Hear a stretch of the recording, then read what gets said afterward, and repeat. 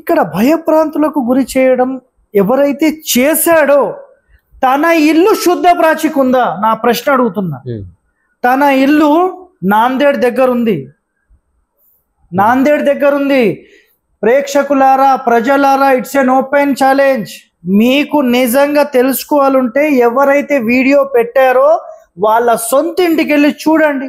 ఆగ్నేయ ప్రాచిలో వాళ్ళ ఇల్లు ఉంది, మధ్య ద్వారంతో ఉంది. ప్రజలందరికీ మధ్య ద్వారం పెట్టొద్దు, ఆగ్నేయ ప్రాచిలో పనికిరాదు, ఆగ్నేయ ప్రాచి ఉంటే మధ్య ద్వారం పెట్టొద్దని మాట్లాడిన వ్యక్తి తన సొంతింటికి ఎలా పెట్టాడంట? తాత ముత్తాతల నుంచి నేర్చుకుంటే వాళ్ళందరూ తప్పు చేశారా? మరి నువ్వు తప్పు చేసావా?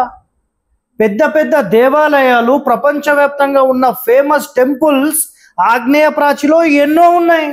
మరి వాళ్ళు పిచ్చోళ్ళ కట్టింది, మరి నువ్వు ఒక్కనే మహాన్ జ్ఞానివా?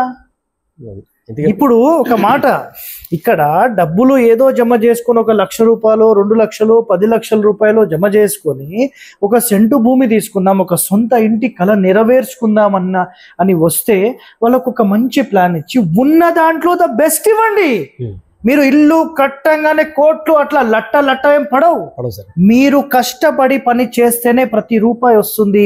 అలాంటి రూపాయి మీరు కష్టపడిన తర్వాత మీకు బర్కత్ అవ్వాలి. బర్కత్ అంటే తెలుసా అండి? వచ్చింది నిలబడాలి. అలా నిలబడి మీరు ప్రశాంతంగా ఉంటే దానికి మించింది ఇంకోటి లేదు. ఇలాంటి వ్యక్తుల మాటలు మీరు విని నిజంగా ముందుకెళ్తే మాత్రం మిమ్మల్ని నష్టమే, మీకు అందరికీ నష్టమే.